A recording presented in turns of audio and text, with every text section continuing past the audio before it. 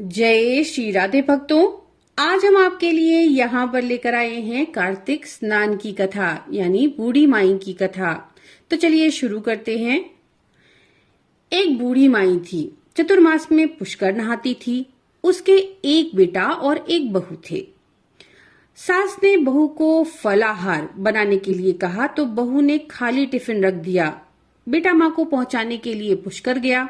रास्ते में माँ से बोला, माँ फलाहार कर लो। जहाँ पानी मिला वहीं फलाहार करने बैठ गई तो भगवान की कृपा से खाली टिफिन फलों से भर गया। माँ ने फलाहार कर लिया। पुष्कर माँ के रहने के लिए झोपड़ी बनाकर बेटा वापस लौट आया। रात में श्रावण मास आया और बोला, बुढ़िया माई दरवाजा खोल। तब बुढ़िया माई ने पूछा, आप कौन हैं? मैं श्रावण मास। बुढ़िया ने तुरंत दरवाजा खोल दिया। बुढ़िया माई ने शिव पार्वती जी की पूजा अर्चना की, बेलपत्र से अभिषेक किया। जाते समय श्रावण मास ने बुढ़िया माई को आशीर्वाद दिया और झोपड़ी की एक दीवार सोने की हो गई।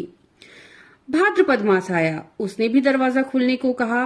बुढ़िया माई ने दरवाजा खोला, सत्तू बनाकर कजरी तीज मनाई।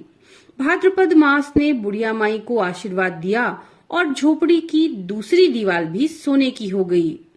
फिर अश्विन मास आया, उसने भी दरवाजा खोलने को कहा।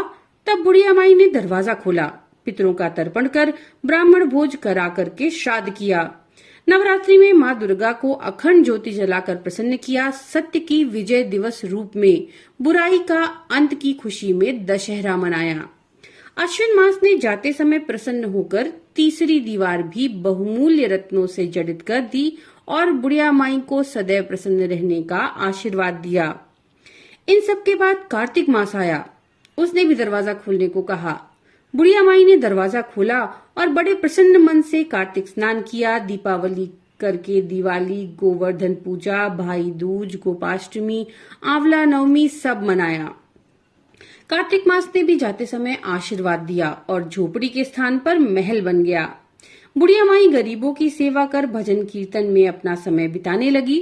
बेटा अपनी माँ को लेने आया तो माँ और झोपड़ी की पहचान ही न कर सका। पड़ोसियों से पूछा और सारी बात सुनने के बाद अपनी माँ के चरणों में गिरकर बोला, माँ घर चलो। सारे सामान के साथ घर ले आया। सासू माँ के ठाट बाट देख करके बहू के मन में लालच आ गया और उसने अपनी माँ को भी पुष्कर छोड़कर आने के लिए कहा तो उसका पति अपनी सास को भी पुष्कर छोड़ आया। लेकिन बहू की माँ धर्म कर्म में बिल्कुल रुचि नहीं रखती थी। 4 समय भोजन करती, दिन भर सोती रहती। 4 मास आए और चले गए। जाते समय झोपड़ी गिर गई और बहू की माँ गधी की योनि में चली गई, क्योंकि औरत लक्ष्मी का रूप है और लक्ष्मी की तरह चंचल होना चाहिए। भगवान की पूजा और अतिथि का सम्मान और दान पुण्य भी करना चाहिए। बहू ने कहा, अब माँ को ले आओ। तब जवाई सास को लेने गए तो कहीं मिली ही नहीं। लोगों से पूछने पर लोगों ने बताया कि तुम्हारी सास धर्म कर्म कुछ नहीं करती थी, बस खाती और सोती, जिससे वो गधे की योनि में चली गई। अब जवाई गधी योनि में गई हुई अपनी सास को बांध करके घर लाया। तब उसकी पत्नी ने पूछा, मेरी माँ कहाँ है? तब पति ने कहा, तेरे लालच की वजह से तेरी माँ गधी बन गई है।